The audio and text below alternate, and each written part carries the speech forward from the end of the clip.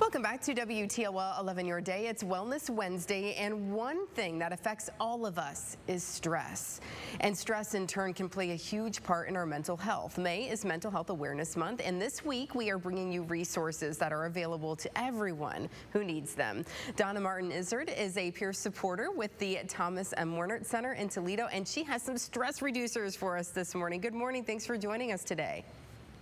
Thank you, Amanda. So let's talk first about the different types of stress. I didn't know that there is more than one kind. Okay. Acute stress is a stress that happens very suddenly. It's very short term.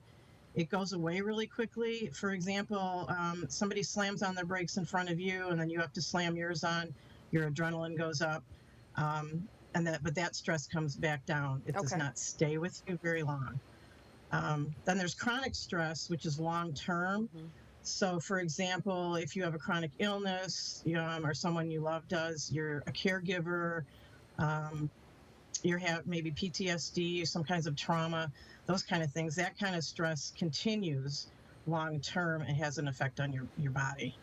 Yeah, let's talk about those effects. How does stress really affect us day to day?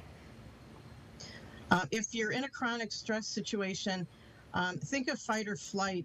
Your adrenaline raises, your blood pressure goes up, and though our bodies are not meant to stay that way permanently, they're meant to come back down to a calm level. But with the chronic stress, those hormones and the blood pressure and the heart rate all stay up, which cause physical damage to our heart. And can cause high blood pressure and other health issues, as well as depression and anxiety.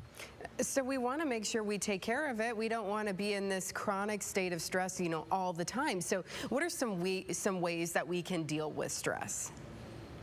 For the chronic stress, there might need to be some therapy, counseling, etc., on how to deal with that long term. And asking for help if you are in a situation where you're dealing like caregiving, that you might need to ask for help. For ourselves day to day, you can do things like meditate, deep breathing exercises to kind of bring your pulse rate and your heart rate down.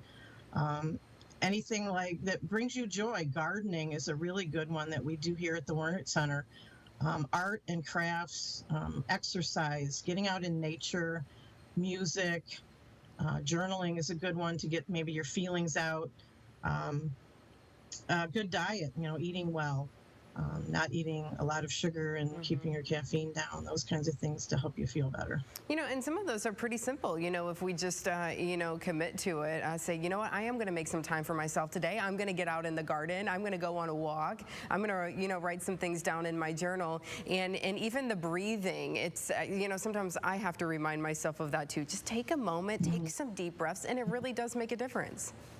It does, yeah. So, because especially if we're in a high state, we're in a high state, we tend to breathe more shallow. So taking those deep breaths can kind of help relax us. Absolutely. So you guys have a support group. Tell me a little bit about this. It's called Stress Busters. We meet every other Friday, and we go over these kinds of issues. We talk about the different types of stress and how they affect us, the physical aspects of stress and what it does to our bodies.